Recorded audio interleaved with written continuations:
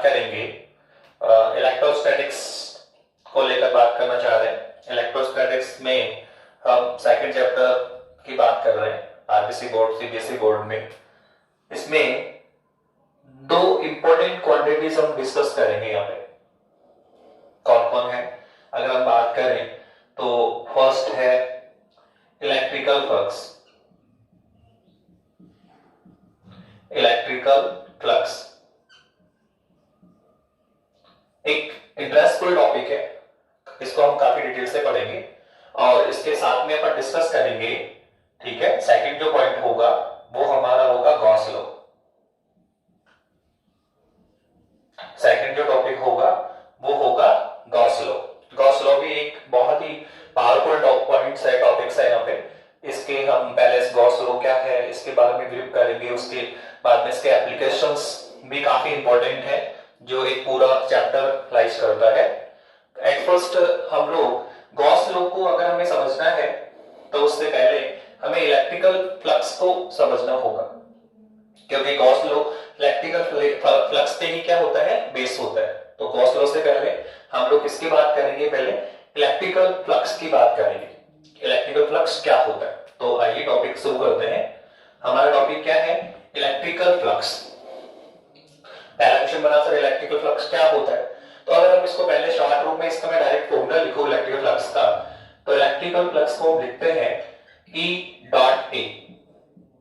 E dot A, जहां phi कौन है, इलेक्ट्रिकल फ्लक्स है, E कौन है, इलेक्ट्रिकल फील्ड है, और A कौन है, एरिया है। A कौन है, एरिया है। अब यहाँ इस इलेक्ट्रिकल फ्लक्स जो क्वांटिटीज है उसमें ये जो आपका एरिया है वो एक बहुत ही इंपॉर्टेंट रोल रखता है। तो हमें पहले इस एरिया के बारे में डिस्कशन करना पड़ेगा कि एरिया स्केलर है या वेक्टर है। ठीक है, अगर वेक्टर है तो इसकी डायरेक्शन का किस और होगी। तो हम पहले एरिया की बात करना चाहेंगे। फ्लक्स से पहले भी हम किसकी बात करेंगे, एरिया की बात करेंगे। सर क्या है एरिया, हम किसकी बात करना चाह रहे हैं, एरिया की बात करना चाहते हैं। तो अगर हम एरिया की बात करें, कोई भी शेप हो सकता है, स्क्वायर शेप हो सकता है, रेक्टेंगल शेप हो सकता है, ठीक है, सर्किल शेप हो सकता है। तो एरिया हम कैसे फाइंड करते हैं, एरिया फाइंड करने का जो वे है वो तो हमारा वही होगा जो हम ऑलरेडी जानते हैं। सपोज करो हम एक एरिया कंसिडर करते हैं यहाँ पे कि हमने एक एरिया कंसिडर किया। लेट अस सपोज ये हमने एक रेक्टेंगल शेप ले लिया, ए बी सी और ये डी, और ये आपका एक्स एक्सिस है, ये आपका वाई एक्सिस है, और ये आपका क्या है, जेड एक्सिस है। तो हमें स्क्वायर शेप ले रखा है और ये भी लेट अस सपोज इसकी जो साइड है वो कितनी है, ए, और ये साइड कितनी है, ए है। तो हमें इसका एरिया फाइंड करना है। तो बेसिकली हम एरिया बोलेंगे इसका, तो एरिया होगा इसका साइड इंटू साइड। एरिया निकाल सकते हैं साइड इंटू साइड, ए इंटू ए, ए इंटू ए। तो क्या आएगा, नॉर्मली अगर हम लिखें इसको तो हम लिखते हैं इसको that is a square, that is a square. पर हम थोड़ा अगर डेप्थ तक पढ़े इसको, तो अगर हम अपर इलेवेंथ स्टैंडर्ड पे या ट्वेल्थ स्टैंडर्ड पे बात करेंगे एरिया की, तो एरिया का जो राइट फॉर्मूला होता है आपका, एरिया का जो राइट फॉर्मूला होगा वो हम बोलेंगे कि जो इसकी टू साइड है, हाइट एंड ब्रेथ, इसका हम क्या करते हैं, क्रॉस प्रोडक्ट करते हैं। क्या करते हैं, क्रॉस प्रोडक्ट करेंगे। हम लिखेंगे A B vector cross B C vector. ये है एरिया का परफेक्ट तरीका निकाल कैलकुलेट करने का। तो कोई भी जो एरिया होता है एक्चुअल में वो क्या होता है कि उसकी जो बेस और हाइट है, ठीक है, उसका क्या होता है, क्रॉस प्रोडक्ट करते हैं। और नेचुरल अगर हम क्रॉस प्रोडक्ट कर रहे हैं तो हमें एरिया हमें क्या मिलेगा, एरिया हमें एक वेक्टर क्वांटिटीज मिलेगी। एरिया हमें क्या मिलेगा, एक वेक्टर क्वांटिटीज मिलेगी। तो सबसे पहले हम लोग बात कर रहे हैं कि एरिया क्या है, एरिया निकालने का मेथड तो वही होगा जैसे आपके वही सारे फॉर्मूले हैं। स्क्वायर है तो साइड इंटू साइड, रेक्टेंगल ले रहे हो आप, प्लेन लिया है तो उसको हम लेंथ इंटू ब्रेथ से निकाल लेंगे। अगर आपका स्फेरिकल वो सर्किल है तो पाई स्क्वायर से निकाल लेंगे। लेकिन हम यहाँ पे ये बात कर रहे हैं कि जो एरिया है वो एक वेक्टर क्वांटिटीज है। तो एरिया क्या है, एक वेक्टर क्वांटिटीज है, वेक्टर होता है ये। तो अब इसकी डायरेक्शन फाइंड करें सर।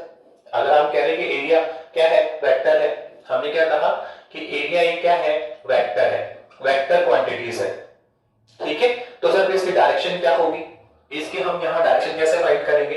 तो बहुत सिंपल सा है कि जो एरिया होता है उसकी जो डायरेक्शन होती है, उसकी जो डायरेक्शन होगी वो ऑलवेज उस प्लेन के परपेंडिकुलर होती है, ऑलवेज उस प्लेन के परपेंडिकुलर होती है जिसमें ये जो साइड है ए बी और B C, side A B और बी सी जिसमें क्या करती है, ये लाइज कर रही है, क्या कर रही है इसमें, जिस प्लेन में ये जो साइड ए बी और बी सी कंटेन कर रही है उस प्लेन के ऑलवेज क्या होगा, परपेंडिकुलर होगा।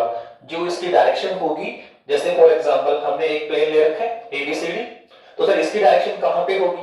तो आप देखो कि सर ये जो प्लेन हमने लिया है वो किस में, जो सरफेस हमने ले रखा है वो किस प्लेन में लाइज कर रहा है? सर एक्स वाई प्लेन में लाइज कर रहा है। किसमें कर रहा है? एक्स वाई प्लेन में लाइज कर रहा है। तो इसकी जो डायरेक्शन होगी वो सर इस प्लेन के परपेंडिकुलर होगी, या तो किधर होगी सर, आउटवर्ड परपेंडिकुलर, इस जो बॉर्ड है उसके परपेंडिकुलर बाहर की तरफ निकलेगा सरफेस से लंबवत, ठीक है, या फिर परपेंडिकुलर इनसाइड।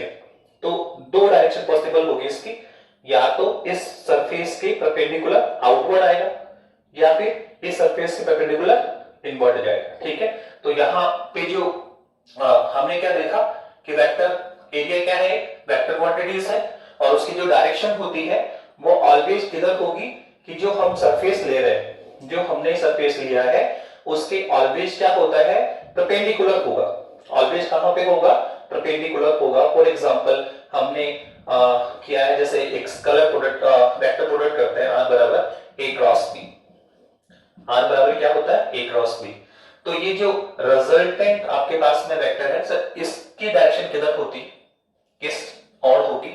तो सिंपल है, जिस प्लेन में A और B कंटेन करता है, जिस प्लेन में A और B प्लेन कंटेन करता है उस प्लेन के क्या होता है, तो ऑलवेज क्या होगा, परपेंडिकुलर होगा। ऑलवेज क्या होगा, परपेंडिकुलर होगा। तो आप ऑलवेज ध्यान रखें कि एरिया A क्या है, वेक्टर क्वांटिटीज है, और इसकी जो डायरेक्शन होती है, इसकी जो डायरेक्शन होती है वो ऑलवेज सरफेस के परपेंडिकुलर होगी। ऑलवेज सरफेस के क्या होगी, परपेंडिकुलर होती है, ठीक है। फॉर एग्जांपल कोई भी आप एरिया ले लें, सपोज करो एक अपन ने हाथ दे रखा है, ये हमारा सरफेस एरिया है, हमें सरफेस के एरिया का हमें डायरेक्शन निकालना है। तो देखो जैसे आपने ये सरफेस ऐसे ले रखा है, तो इसकी जो डायरेक्शन, एरिया की जो डायरेक्शन होगी वो इस प्लेन के परपेंडिकुलर, आउटवर्ड, ठीक है, आउटवर्ड या फिर इनवर्ड। अगर आपने प्लेन यू कर लिया है तो इसका एरिया किधर जाएगा, डायरेक्शन ऑफ एरिया किधर होगा, इसके परपेंडिकुलर, आउटवर्ड या फिर इनवर्ड। ओके, कैसे भी स्टेप ले लो आप, ऐसे ले लीजिए, तो इसका एरिया किधर बनेगा, आउटवर्ड या फिर inward, always perpendicular the plane, always perpendicular the plane. तो हमने एक रिजल्ट निकाला है कि direction of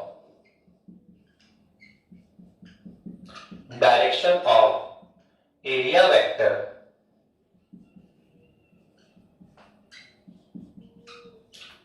direction of the area vector always perpendicular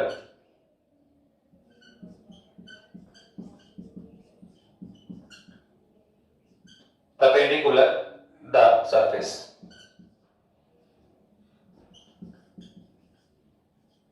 okay, तो एक हमने टॉपिक किया कि एरिया क्या है, वेक्टर क्वांटिटीज होता है, और उसकी जो डायरेक्शन होती है वो ऑलवेज क्या होती है कि जो आप प्लेन ले रहे हैं, जो आप सरफेस ले रहे हैं उसके परपेंडिकुलर होती है, या तो आउटवर्ड डायरेक्शन में या फिर इनवर्ड डायरेक्शन, ठीक है। नाउ अब हम कुछ इसके एग्जांपल्स लेते हैं, जो हम सरफेस लेंगे उसके हम कुछ एग्जांपल्स ले रहे हैं। जैसे एग्जांपल हम 2D में भी ले सकते हैं, जो सरफेस हम चूज कर रहे हैं वो 2D के भी हो सकते हैं और किसके हो सकते हैं, 3D के भी हो सकते हैं।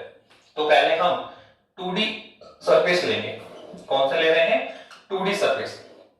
सर 2D सरफेस में क्या क्या कंसीडर कर सकते हो, तो देखो 2D सरफेस में अगर हम लेना चाहें तो सबसे पहले हम, जैसे सपोज करो ये हमने ले रखा है, क्या ले रखा है, एक स्क्वायर ले रखा है, क्या ले रखा है, एक स्क्वायर ले रखा है। तो ये भी स्क्वायर भी किसमें आएगा सर, 2D सरफेस में आता है। किसमें आता है सर, ये 2D सरफेस में आएगा। ये जैसे आपने यहाँ पे, ये आपका क्या है, ओरिजिनल है, ये आपकी एक्स डायरेक्शन है, ये आपकी वाई डायरेक्शन है, ये आपकी जेड डायरेक्शन है, और हमने क्या किया हुआ है सर, इसमें हमने एक स्क्वायर ले लिया। क्या ले लिया सर, एक स्क्वायर ले लिया। किसमें ले लिया सर, आप एक्स जेड प्लेन में ले सकते हैं, एक्स वाई प्लेन में ले सकते हैं, किस में भी ले सकते हैं। सपोज करो कि आपने यहाँ जो प्लेन ले रखा है वो यहाँ पे ले लिया, इस तरह से एक स्क्वायर प्लेन ले लिया जिसकी साइड कितनी है, ए और ए। ये आपका एरिया है, ये क्या आपका एरिया है। तो सर इस एरिया को कैलकुलेट करो, सर इस एरिया को कैलकुलेट करो। तो यदि हम इस एरिया को कैलकुलेट करते हैं तो सर हमें कितना मिलेगा, सर अंडरस्टूड है, कौन है, स्क्वायर है, तो क्या आएगा सर, साइड इनटू साइड, क्या आएगा sir, side into side, this is a square, this is क्या आ जाएगा, ए स्क्वायर। पर हमने भी बोला कि जो एरिया वेक्टर है वो क्या है, एरिया क्या है, वेक्टर क्वांटिटी, इसमें से डायरेक्शन होगी। तो डायरेक्शन कहां होती है सर, जो प्लेन है उसके परपेंडिकुलर, जो प्लेन है उसके परपेंडिकुलर है। अब आप देखो कि जो हमने स्क्वायर ले रखा है वो किस प्लेन में लाइज कर रहा है, तो वो लाइज कर रहा है XZ प्लेन में। किसमें लाइज कर रहा है, XZ प्लेन में लाइज कर रहा है। तो सर इसका जो परपेंडिकुलर होगा वो किधर होगा सर, वो जाएगा y डायरेक्शन में, अपवर्ड प्लस y डायरेक्शन में, या फिर डाउनवर्ड, या फिर डाउनवर्ड किधर जाएगा सर, माइनस y डायरेक्शन। ठीक है भाई, XZ प्लेन में आपने प्लेन चूज किया, सरफेस चूज किया है, तो वेक्टर की डायरेक्शन किधर, एरिया की डायरेक्शन किधर होगी सर, जो आपने प्लेन लिया उसके परपेंडिकुलर, या तो आउटवर्ड या फिर इनवर्ड। ठीक है, तो आउटवर्ड या ऊपर जा रहे हैं तो प्लस y अर्थात प्लस j कैप, और अगर नीचे जाएंगे तो क्या लिखेंगे, माइनस j कैप। तो इसके दो डायरेक्शन पॉसिबल है, एक तो अपवर्ड डायरेक्शन में और एक क्या है, डाउनवर्ड डायरेक्शन में। ओके नाउ, तो यहां पे हम अगर अपवर्ड डायरेक्शन लेंगे तो लिखना पड़ेगा j कैप, हमें लिख देंगे a स्क्वायर प्लस का j कैप।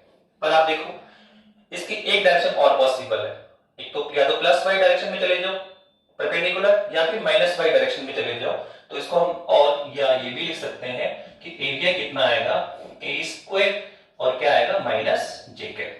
जहां ये j कैप कौन है, यूनिट वेक्टर है, किधर है, क्या है ये, यूनिट वेक्टर है इन y डायरेक्शन, प्लस j है प्लस y दिशा में और माइनस j किधर है, माइनस y दिशा में। ऐसे आप एक सेकंड एग्जांपल और ले सकते हैं, ऐसे आप सेकंड एग्जांपल ले लें।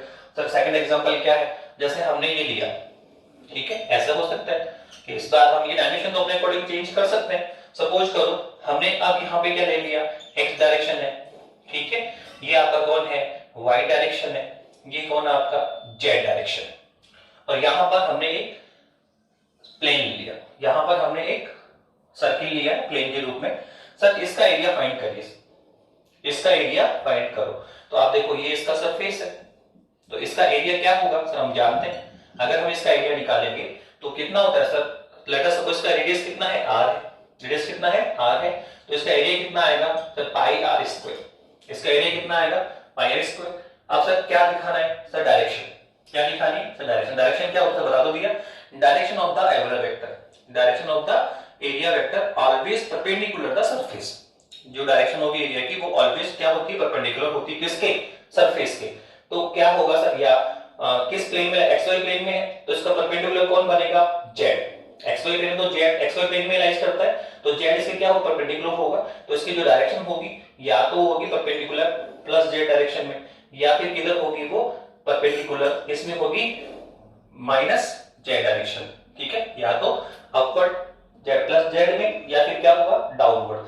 तो ये z कौन होता है सर, प्लस k कैप, और ये क्या होगा सर, माइनस k कैप। तो इसकी जो वैल्यू आएगी वो आएगी प्लस k कैप, या और हम क्या निकाल सकते हैं, इसकी की वैल्यू हम लिख सकते हैं पाई r square minus k cap.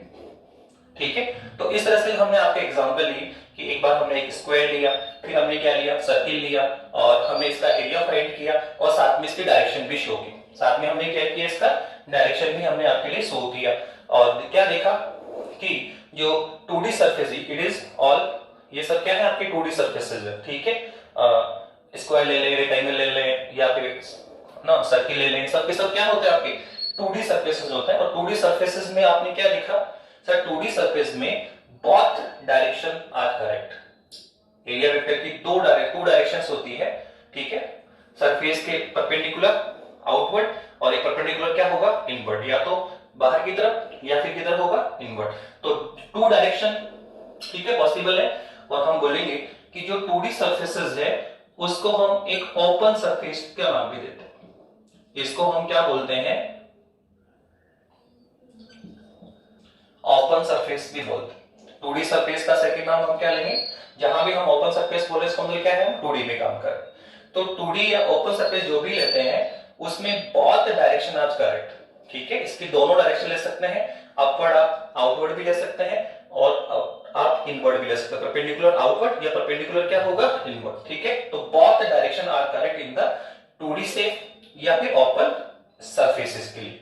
लेकिन अगर हम किसकी बात करें, अगर हम 3D सरफेस की बात करें, किसकी बात करें 3D सरफेसेस की लो लीजिए आप, हम अगर 3D सरफेस लेंगे हम, सर 3D सरफेस क्यों स्टडी करना चाह रहे हैं, क्योंकि जब हम गाउस के लिए यूज करेंगे तो ध्यान रखना कि गाउस के लिए only for applied 3D shape, या हम इस 3D शेप को सेकंड नाम बोलते हैं क्लोज, क्या है क्लोज सरफेस कहलाता है।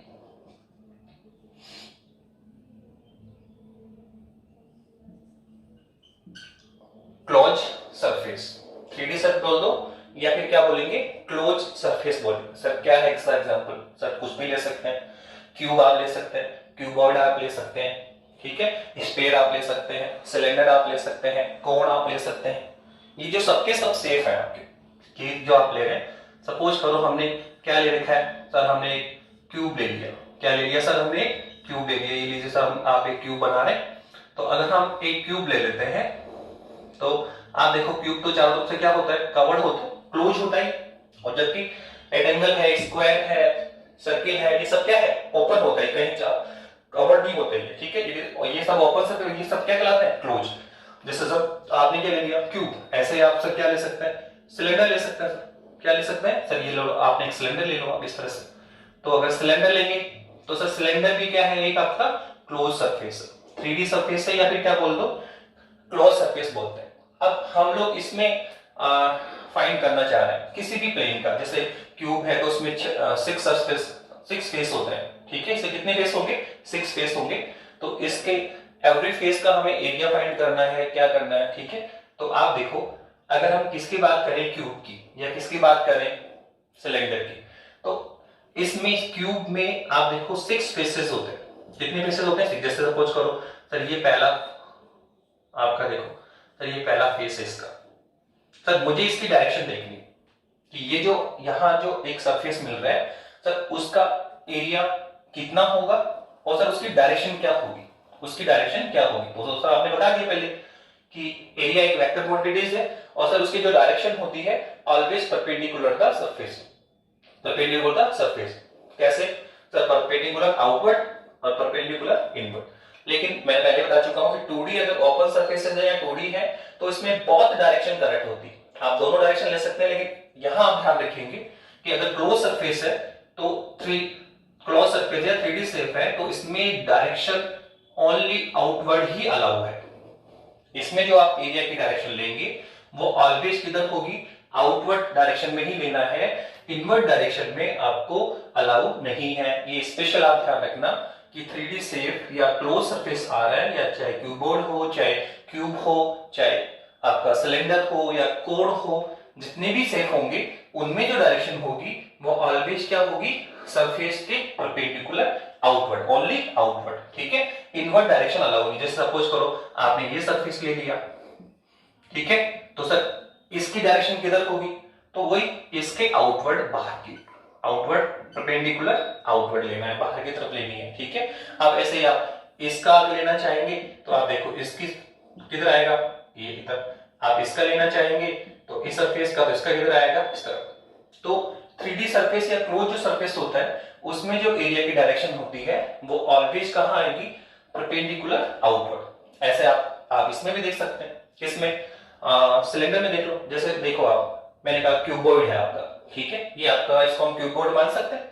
तो अब इसका मुझे डायरेक्शन देखना है, इसकी मुझे डायरेक्शन देखनी, तो आप देखो इसे कितने फेसेस है सर 1, ठीक है, 2, 3, 4, 5 और 6 फेसेस होते हैं क्यूब के भी और क्यूबॉइड के भी।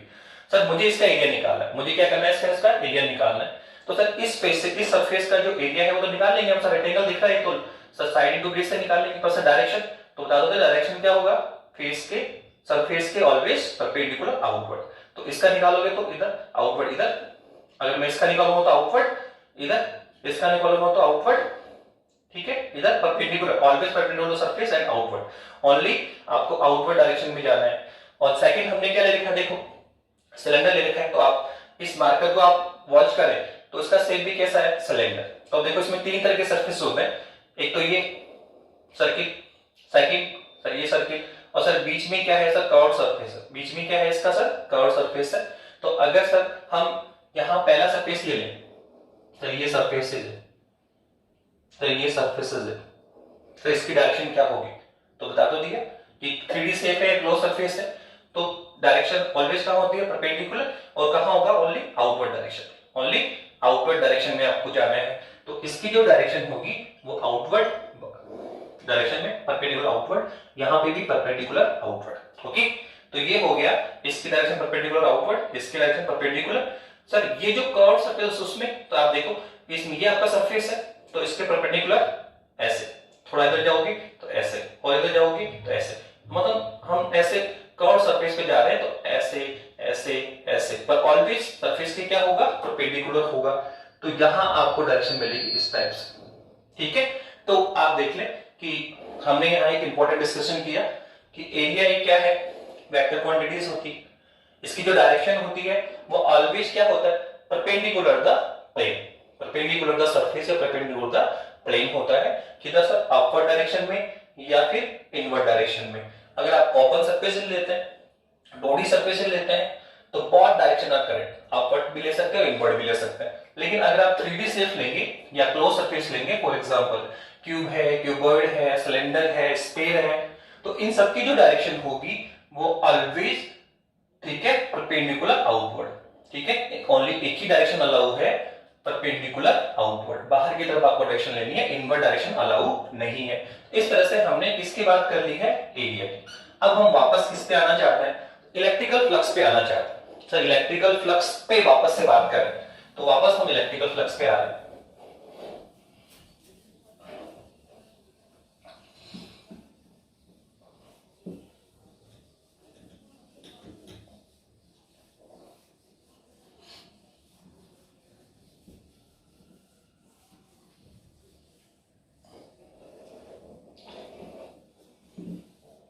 ओके, अब हम बात कर रहे हैं सर इलेक्ट्रिकल फ्लक्स की। सर क्या है इलेक्ट्रिकल फ्लक्स, अब हम डेफिनेशन पे आते हैं। सबसे पहले हम बात कर रहे हैं electrical flux denoted by phi, और इससे हम लिखते हैं फाई ऑफ ई। फाई तो कौन है, फ्लक्स, और ई कौन है, इलेक्ट्रिकल। तो इलेक्ट्रिकल फ्लक्स जिसको बोलते हैं फाई, क्या बोलते हैं, फाई। सर इलेक्ट्रिकल फ्लक्स की अगर हम डेफिनेशन बोले सबसे पहले, तो बहुत सिंपल सा है। जैसे मान लीजिए कि हमने एक प्लेन ले लिया है इस तरह से, एक बहुत सिंपल डेफिनेशन बता रहा हूं मैं इसकी इलेक्ट्रिकल फ्लक्स की। जनरली हम लोग क्या थ्रोट करते हैं, क्या है फ्लक्स, तो ये एक प्लेन है जो किसमें लाइज कर रहा है, सर इलेक्ट्रिकल फील्ड में, इलेक्ट्रिकल फील्ड में लाइज कर रहा है। यहां इलेक्ट्रिकल फील्ड है, इस तरह से देखो, ये इलेक्ट्रिकल फील्ड है ई, एक्स डायरेक्शन, आई डायरेक्शन में, आई कैप डायरेक्शन में। तो क्या होता है सर, आप देखें,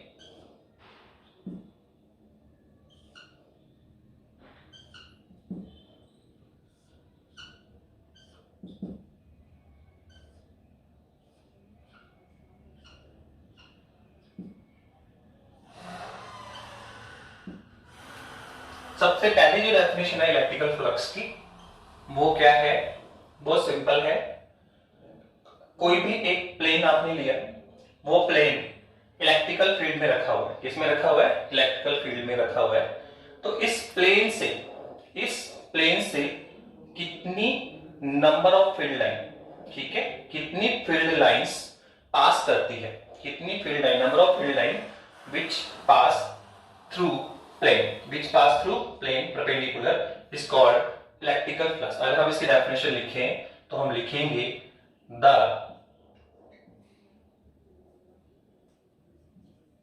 the number of field line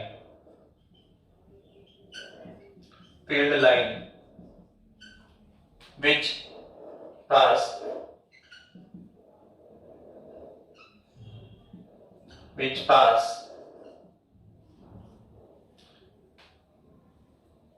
which passing perpendicular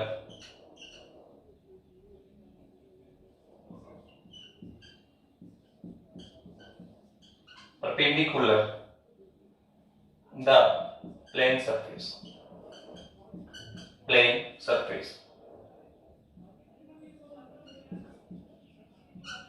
बहुत सिंपल सी डेफिनेशन मैंने लिखी। क्या लिखा है? नंबर ऑफ फील्ड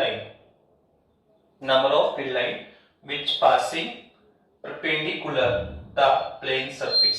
इस सरफेस से कितनी फील्ड लाइन इसके परपेंडिकुलर, इस प्लेन सरफेस के परपेंडिकुलर कितनी फील्ड लाइन से पास हो रही है, उसी को हम क्या बोलेंगे? Electrical flux. इसको हम क्या बोलेंगे? इलेक्ट्रिकल फ्लक्स बोलते हैं। कितनी फील्ड लाइन इससे क्रॉस कर रही है, इस परपेंडिकुलर कितनी फील्ड लाइन से पास कर रही है, क्रॉस करके इससे निकल रही है, उसी को हम क्या बोलते हैं? इलेक्ट्रिकल फ्लक्स बोलते हैं। फॉर एग्जांपल अगर हम यहाँ कैलकुलेट करें तो देखो कितनी फील्ड लाइन निकल रही है, 1 2 3 4 5। तो यहाँ इसका जो इलेक्ट्रिकल फ्लक्स होगा वो कितना होगा? 5। केवल आपको काउंट करना है कि कितनी इलेक्ट्रिकल फील्ड लाइंस इसके परपेंडिकुलर पास हो रही है, उसी को हम क्या बोलेंगे? इलेक्ट्रिकल फ्लक्स बोलते हैं। क्या बोलते हैं इसको? इलेक्ट्रिकल फ्लक्स बोलते हैं। तो ये इसकी हमने एक सबसे सिंपल डेफिनेशन बोली, पर अगर हम इसका मैथमेटिकल देखें, क्या देखें? इसका अगर मैथमेटिकल फॉर्मूला देखेंगे तो सेकंड इसकी जो डेफिनेशन है, अगर हम सेकंड डेफिनेशन की बात करें तो बहुत सिंपल सा लिखेंगे, फाई बराबर, मैं मैथमेटिक वाले लिखता हूं, ई डॉट ए। मैंने सेकंड डेफिनेशन क्या लिख दिया? फाई बराबर इलेक्ट्रिकल फ्लक्स कितना होता है? E dot A. इसका मतलब क्या है? स्केलर प्रोडक्ट करना है आपको, किसका? इलेक्ट्रिकल फील्ड का और एरिया वेक्टर का। तो सेकंड डेफिनेशन क्या है? हम बोलेंगे scalar product of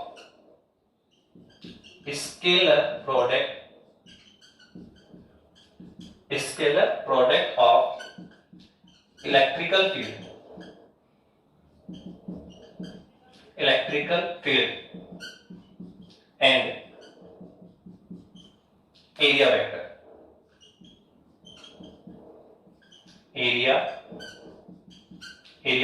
is called electrical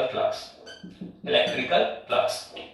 बहुत सिंपल, यहां पे दिख रहा है मैथमेटिकल कि इलेक्ट्रिकल फील्ड और जो एरिया वेक्टर है उसका जो स्केलर प्रोडक्ट होता है उसी को हम क्या बोलते हैं?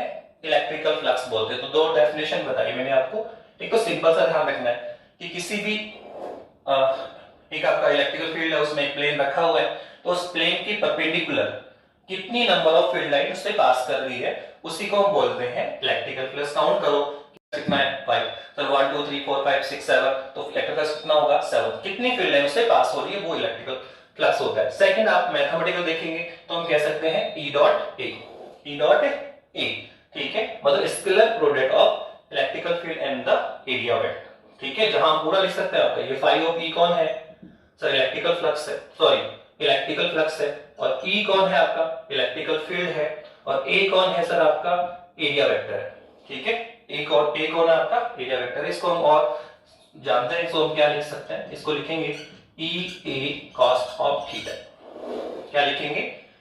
फाई ई कितना आएगा? ई ए कॉस ऑफ थीटा। जहां हम पूरा ब्रीफ लिखें तो फाई ई कौन है? सर ये तो है इलेक्ट्रिकल फ्लक्स। क्या है? Electrical flux. और सर ये ई कौन है? सर ये इलेक्ट्रिकल फील्ड है आपका।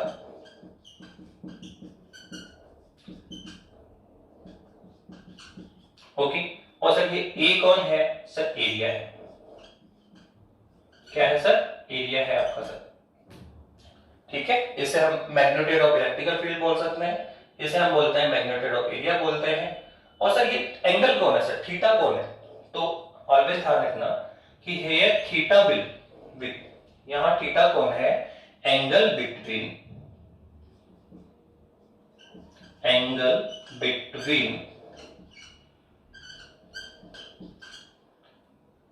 ई electrical field and area vector.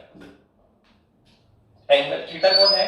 Angle between electrical field and area vector. ठीक ये हमने आपकी दो डेफिनेशन बताई। क्वेश्चन ये बनता है सर, इलेक्ट्रिकल फील्ड को हमने सबसे पहले ये भी लिखा था फाई बराबर ई डॉट ए, तो आपने सर ये ई कॉस थीटा ही क्यों लिखा सर, ए कॉस थीटा क्यों लिया सर? ठीक है भाई, ई ए कॉस थीटा हम लिखा सर, इसका प्रोडक्ट क्यों लिखा? तो उसका एक रीजन है।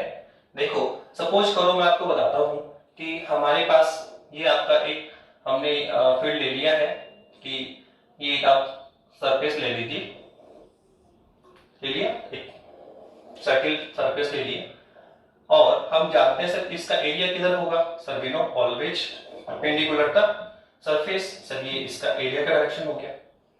सपोज कीजिए सर इसमें जो इलेक्ट्रिकल फील्ड है सर वो इस डायरेक्शन में है। सर ये है सर इलेक्ट्रिकल फील्ड की डायरेक्शन, सर ये है इलेक्ट्रिकल फील्ड की डायरेक्शन। कौन है सर? ये ई। और ये क्या है सर? थीटा कौन है sir? Angle between electrical field और एरिया वेक्टर। यही हमने बताया कि यहां जो थीटा क्या होता है सर, एंगल होता है किसमें सर? बिटवीन इलेक्ट्रिकल फील्ड और एरिया वेक्टर। ओके नाउ अब हमें देखना है कि सर यहां पे हमने ए cos थीटा क्यों लिखा। तो आप देखिए कि अगर हम इस ई के दो कंपोनेंट लें तो सर ए कंपोनेंट तो आएगा आपका ई cos ऑफ थीटा, वो तो किधर आएगा सर? एरिया की डायरेक्शन में आएगा या सरफेस के परपेंडिकुलर आएगा।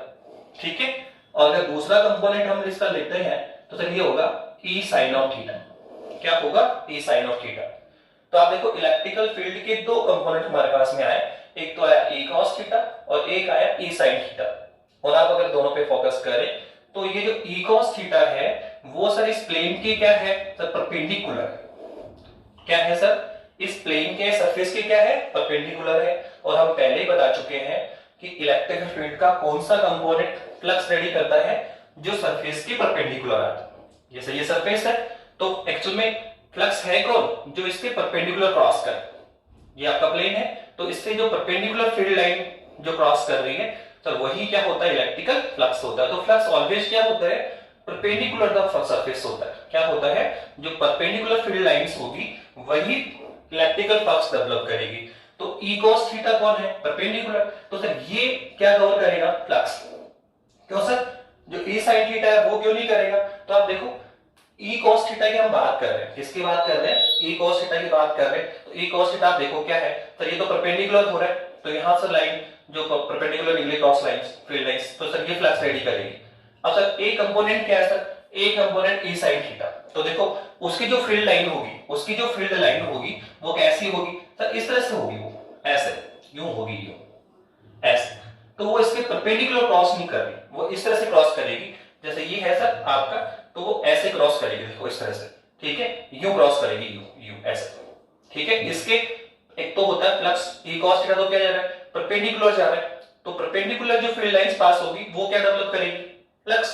ठीक है, पर ई साइन थीटा ये क्या है सर? इसके ऐसे पैरेलल चल रहा है, ऐसे यूं जा रहा है, यूं ऐसे जा रहा है, यूं ऐसे इसके पैरेलल निकल रहा है, उसके अंदर से पास नहीं कर रहा है। तो ई साइन थीटा कभी भी इलेक्ट्रिक फ्लक्स डेवलप नहीं करेगा। तो ऑलवेज ध्यान रखना कि जो फ्लक्स डेवलप करता है वो कौन सा कंपोनेंट करता है? जो सरफेस के परपेंडिकुलर है। रो कौन आता है? ई cos थीटा। इसलिए और इसको आप यहां क्या यूज करेंगे? ए cos थीटा। और यही रीजन है कि इसको हमने क्या लिखा? ई डॉट ए, क्योंकि ई cos थीटा क्या होता है? ई डॉट ए होता है। तो हमने इसका मीनिंग समझा दिया आपको कि फ्लक्स को क्या बोला गया? Scalar product of the electrical field and area vector is called electrical flux. ठीक है, तो ये हमने फ्लक्स की डेफिनेशन ले ली है। अब इसके बाद में इसमें कुछ बेसिक हम डिस्कशन कर रहे हैं। सबसे पहला हम बात कर रहे हैं कि जो फ्लक्स है उसका यूनिट बनाएंगे, डायमेंशन बनाएंगे। ठीक है, तो आप देखिए फ्लक्स का सबसे पहले हम यूनिट बना रहे हैं। क्या बना रहे हैं? यूनिट बनाते हैं, इसकी मतलब आएगा इसका। तो फ्लक्स का अगर हम यूनिट बनाते हैं तो क्या है sir? Sir E dot A है, ई डॉट ए है। तो आप जानते हैं ये तो क्या है sir? Electrical field, intensity of the electric field. Sir इसका यूनिट तो हम जानते हैं सर, क्या सर? न्यूटन बटे कूलम, न्यूटन बटे कूलम होता है सर। फिर साथ में कौन है सर? एरिया है। तो सर ये क्या होता है? मीटर स्क्वायर होता है। क्या होता है? ये मीटर स्क्वायर होता है। तो फ्लक्स का जो यूनिट हमारे पास आया वो क्या आया? न्यूटन बटे coulomb into metre square, newton बटे कूलम इनटू मीटर स्क्वायर। इसको जॉइंट रूप में वेबर भी कहा जाता है। इसको जॉइंट रूप में क्या कहा जाता है?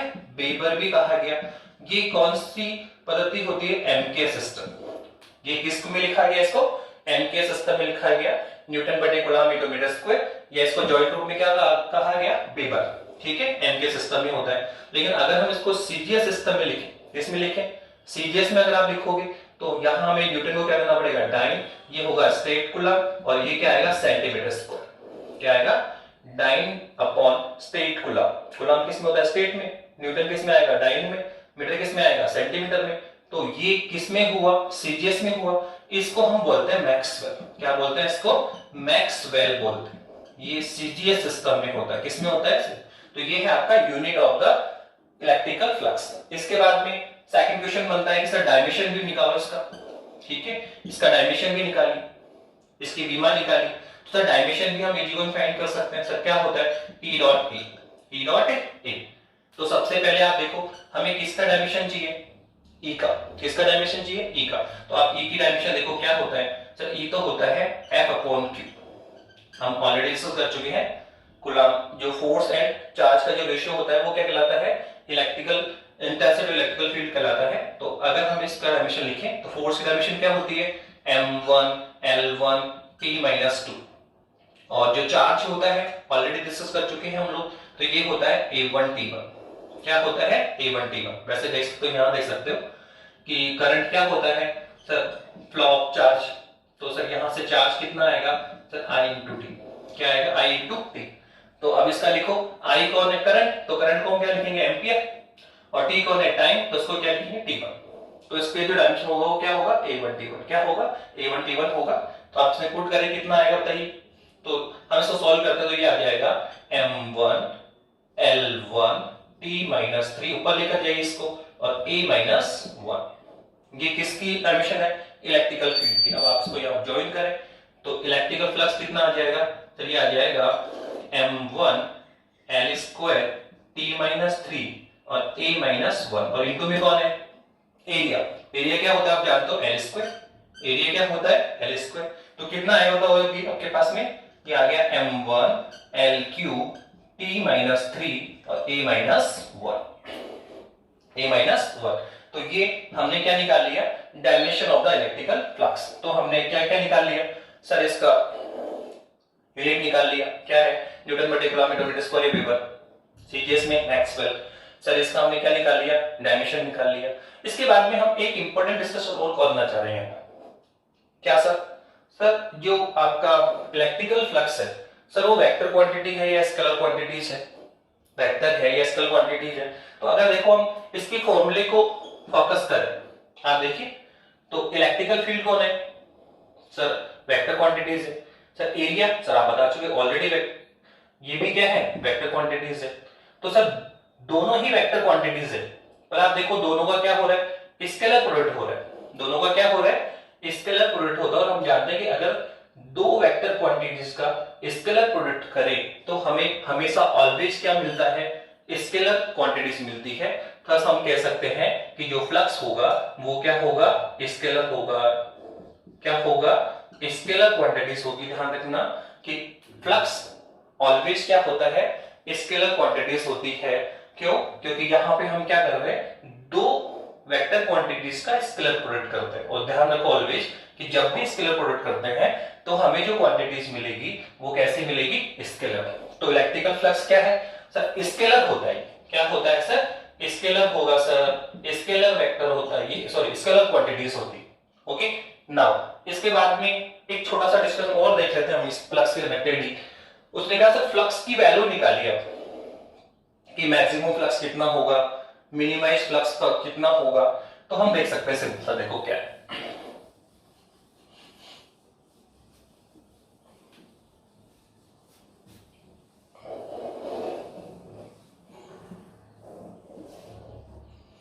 किसकी बात करते हैं सर, फ्लक्स की मैक्सिमम वैल्यू और फ्लक्स की मिनिमाइज वैल्यू। जो फ्लक्स हम निकाल रहे हैं उस वो मैक्सिमम कितना हो सकता है, मिनिमाइज कितना हो सकता है।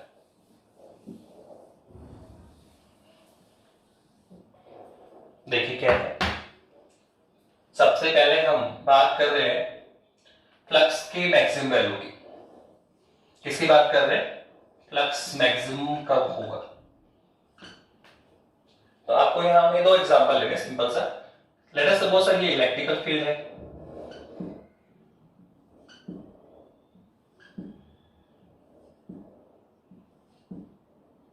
ओके। हमें इसमें एक सरफेस को लाइज करना रखना है, पर हमने फर्स्ट केस में क्या किया, सरफेस को परपेंडिकुलर लाइज किया। यहां हमने सरफेस को क्या किया है, इलेक्ट्रिकल फील्ड के परपेंडिकुलर रखा है। ये आपका इलेक्ट्रिकल फील्ड है, इससे फ्लो हो रहा है, और हमने क्या किया, इसके परपेंडिकुलर रख दिया। ये आपका इलेक्ट्रिकल फील्ड है एक डायरेक्शन में, आई के डायरेक्शन में, और हमने सरफेस कैसे रखा है, उसके परपेंडिकुलर। तो यहां हमने क्या किया है, सरफेस को इसके परपेंडिकुलर रखा हो। सेकंड केस में हम जहां फाई मिनिमाइज करना चाह रहे हैं सर, वहां हमने क्या किया है सर, वही सेफ है सब कुछ सर, वही आपका इलेक्ट्रिकल फील्ड है, ठीक है। अब हमें क्या रखना है सर, ये इलेक्ट्रिकल फील्ड तो वही है सर, किधर है सर, एक्स डायरेक्शन में, आई कैप डायरेक्शन में। लेकिन दिस टाइम हमने जो प्लेन सरफेस ले रहे हैं सर, उसको इलेक्ट्रिकल फील्ड के पैरेलल रख दिया हमने। यहां कुछ चेंज नहीं कर रहे, यहां हमने सरफेस को फील्ड, जो इलेक्ट्रिक फील्ड उसके परपेंडिकुलर रखा है, और यहां जो प्लेन है, सरफेस है, वो क्या है सर, इलेक्ट्रिकल फील्ड के पैरेलल रखा हुआ है। तो यहां कौन सा केस है, यहां है surface perpendicular to electrical field. जो सरफेस है वो क्या है, इलेक्ट्रिकल फील्ड के परपेंडिकुलर है, और यहां पे क्या है, जो हम आप देखना यहां हम एंगल निकालेंगे अभी। तो ये पहला केस है, यहां थीटा विल बी 0 आएगा, ठीक है। और हम यहां कह सकते हैं कि जो सरफेस है यहां पे, here surface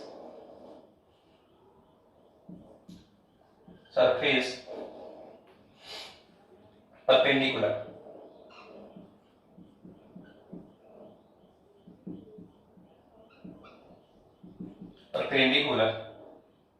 to electrical field.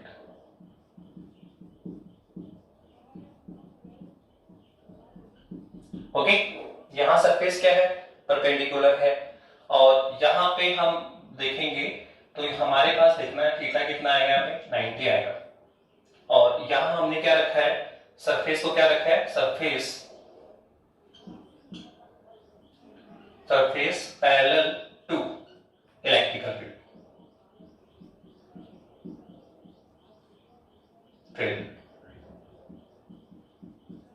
Right. कुछ नहीं किया है, इलेक्ट्रिकल फील्ड लिया है और आपने एक सरफेस ले रखा है, एक बार उसको परपेंडिकुलर लिख दिया और एक बार हमने क्या करा इसको, ठीक है, पैरेलल रख दिया है।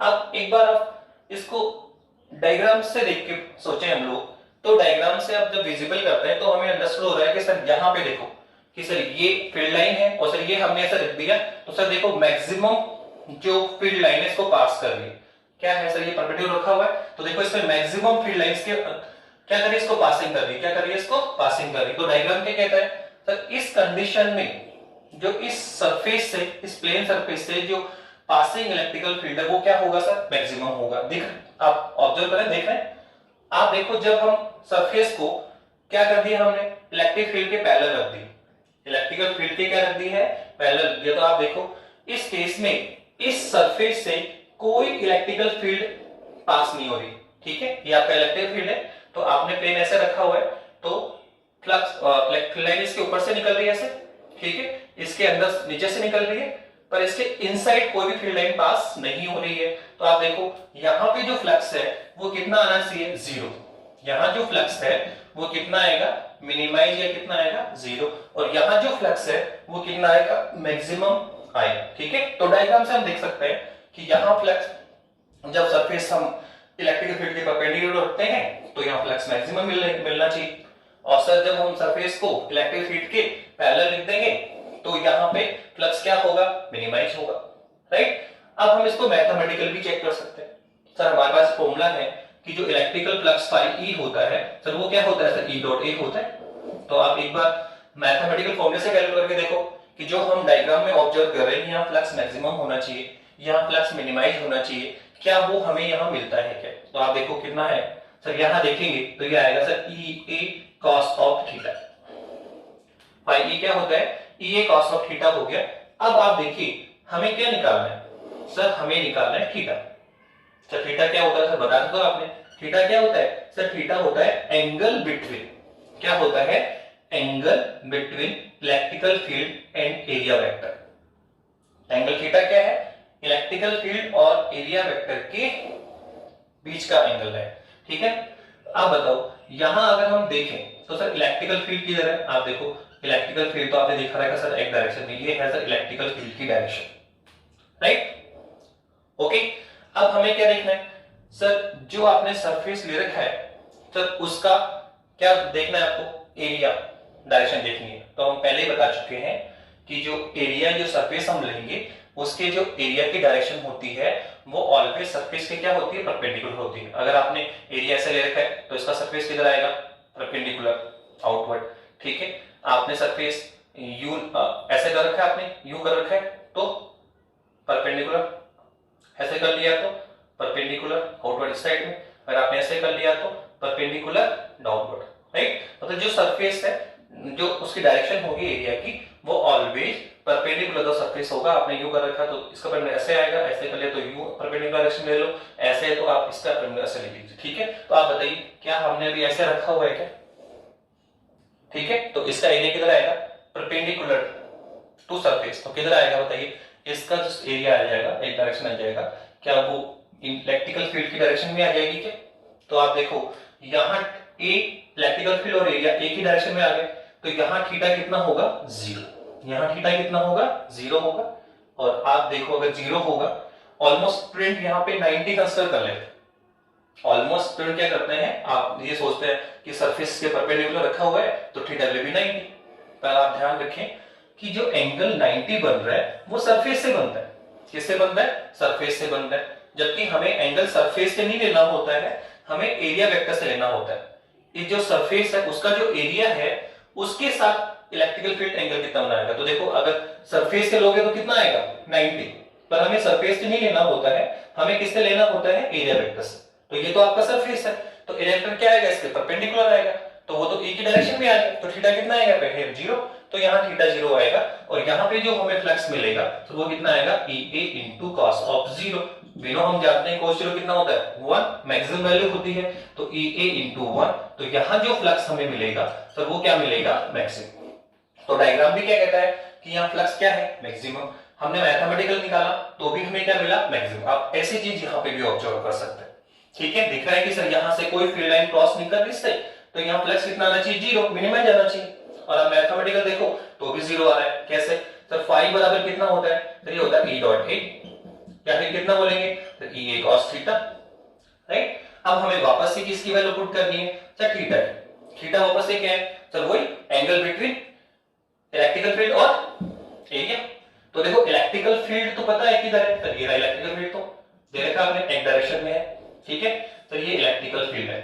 अब सर इसका एरिया निकालना है तो बहुत सिंपल है। एरिया कहां पे होता है? सरफेस के परपेंडिकुलर। पहले सरफेस ऐसे था के तो इसका एरिया किधर आ रहा था? परपेंडिकुलर। अब देखो आपने सरफेस कैसे रखा हुआ?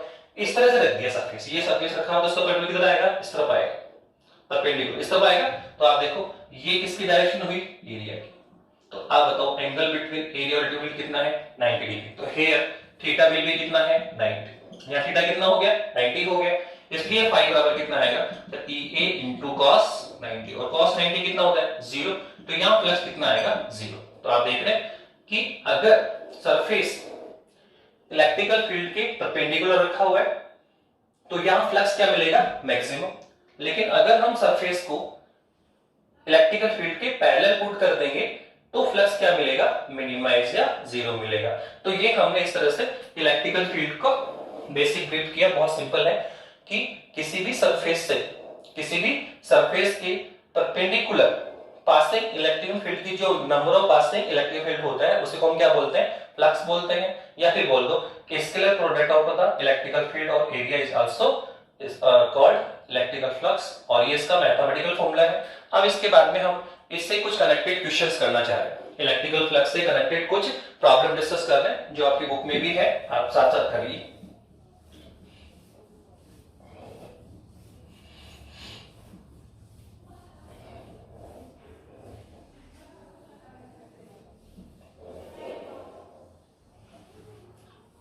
बहुत सिंपल से डेफिनेशन हम कुछ प्रॉब्लम्स डिस्कस कर रहे हैं 2D और 3D।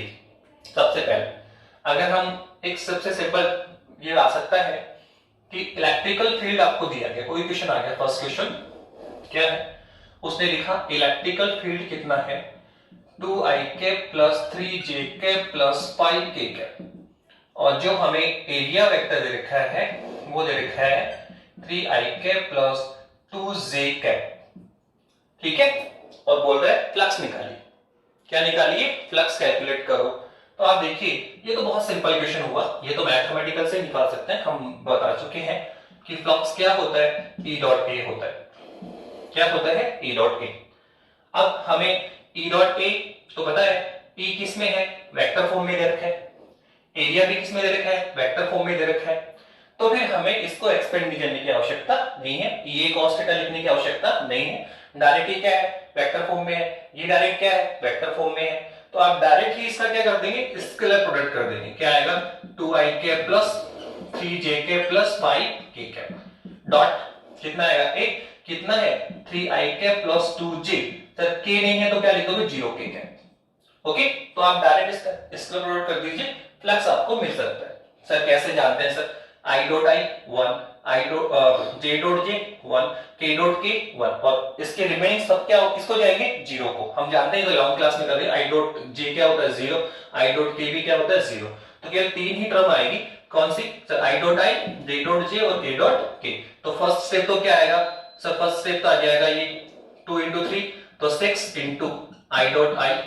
सर सेकंड स्टेप क्या आएगा सर, 3 into ये भी कितना आएगा सर 6 आएगा, तो सर ये भी कितना आएगा सर j डॉट j, और लास्ट में कितना है sir plus 5 into 0 k dot k।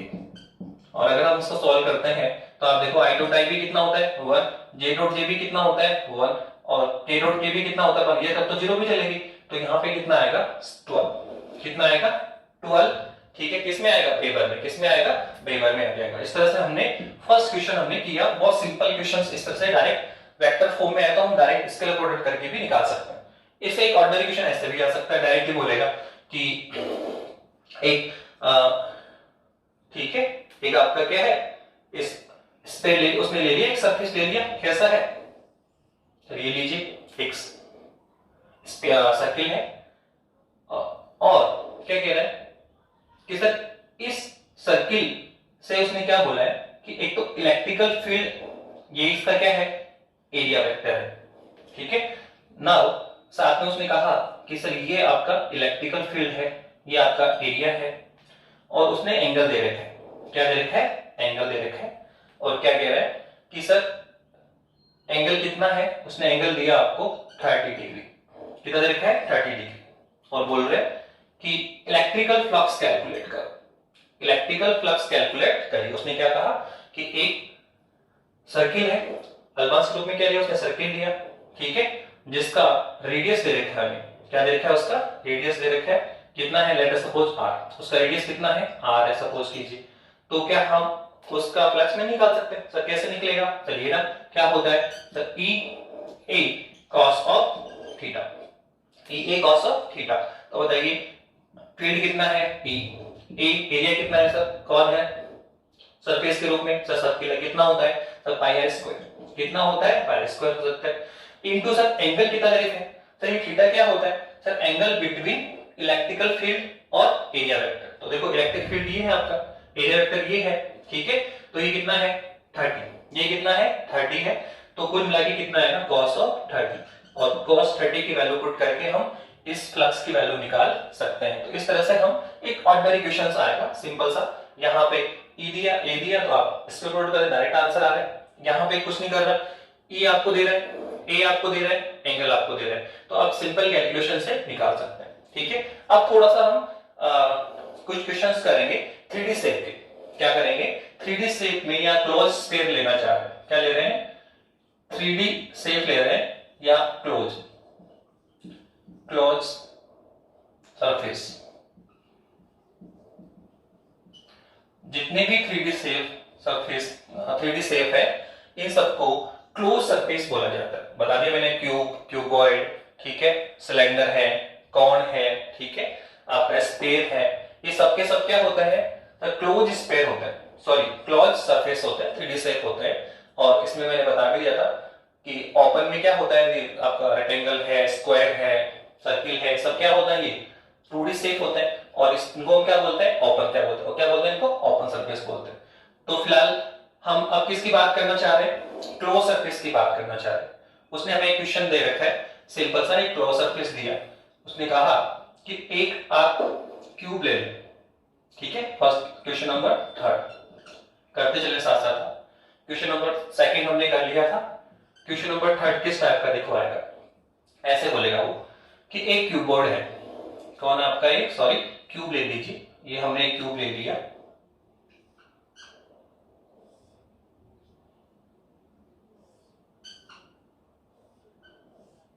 ये लीजिए एक हम क्यूब बना लेते हैं, ओके, जिसकी साइड लेट अस सपोज ए, जिसकी साइड कितनी है, ए है, ये साइड कितनी है इसकी, ए है।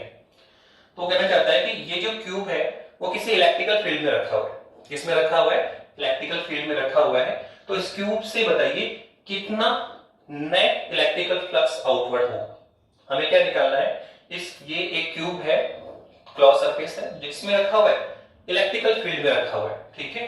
तो इससे हमें क्या निकालना है, नेट इलेक्ट्रिकल फ्लक्स निकालो। क्या निकालना है हमारे लिए इसको, कि हमें निकालना है इलेक्ट्रिकल फ्लक्स, जो नेट इलेक्ट्रिकल फ्लक्स है इससे कितना इलेक्ट्रिक फ्लक्स आउटवर्ड होगा वो हमें कैलकुलेट। तो आप देखो इसके लिए पहले आप डायमेंशन बनाइए इसका, हम इसको ओरिजिन पे डाल दो, तो ये आपका y कंपोनेंट हो गया, इसको आप आगे बढ़ाइए तो ये x कंपोनेंट हो गया आपका, ये क्या है आपका y कंपोनेंट है, और ये आपका कौन है, आपका z कंपोनेंट है। क्या आ गया, 0, क्या आ गया, ये 0 आ गया है। और इसकी साइड कितनी है, a, ओके। और वो कह रहे हैं कि इसको किसमें रखा हुआ है, इलेक्ट्रिकल, ये इसको इस तरह से पास कर रहे हैं। मैं इसे अंदर से नहीं बनाना चाह रहा हूं, डायग्राम थोड़ा डिस्टर्ब हो जाएगा। आप इमेज करिए कि इस तरह से इससे एक इलेक्ट्रिकल फील्ड लाइन से क्रॉस कर रही है, क्या कर रही है, इससे इलेक्ट्रिकल फील्ड क्या कर रही है, पासिंग कर रही है। तो हमें क्या निकालना है, इलेक्ट्रिकल फ्लक्स, क्या निकालना है, find electrical net electrical flux, net electrical flux from cube.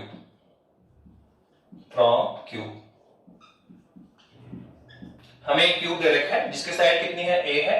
तो इस क्यूब से कितना फ्लक्स निकलेगा, हमें क्या निकालना है, फ्लक्स निकालना है, इलेक्ट्रिकल फ्लक्स निकालना है, ठीक है, पासिंग थ्रू क्यूब। तो कैसे निकाल, किस तरह से निकाल, तो सिंपल सा आप देखिए सबसे पहले तो कि सर इस क्यूब के कितने सरफेसेस है, इस क्यूब के कितने फेसेस है। तो अगर हम क्यूब की बात करें तो जो क्यूब है या क्यूबॉइड है, आप देखो इसमें 6 फेसेस होते हैं। क्यूब या क्यूबॉइड जो होता है उसमें कितने फेस होते हैं, 6। कैसे, सर ये क्या है आपका क्यूबॉइड है, ठीक है। क्यूब और क्यूबॉइड में क्या डिफरेंसेस होता है, सर जो क्यूब है उसकी ऑल साइड क्या होती है, इक्वल होती है, ये भी ए बी सब ऑल साइड इक्वल होगी। और क्यूबॉइड में क्या होता है, सर की ऑल साइड इक्वल नहीं होती है। जैसे अपन बात करें रूम की बात करें तो रूम की जो साइड्स होती है वो इक्वल नहीं होती है, ठीक है। तो रूम किस रूप में आ सकता है, सर क्यूबॉइड, उसको हम मेजर कर सकते हैं, और जिसकी साइड्स इक्वल लगे वो क्या होता है, क्यूब होता है।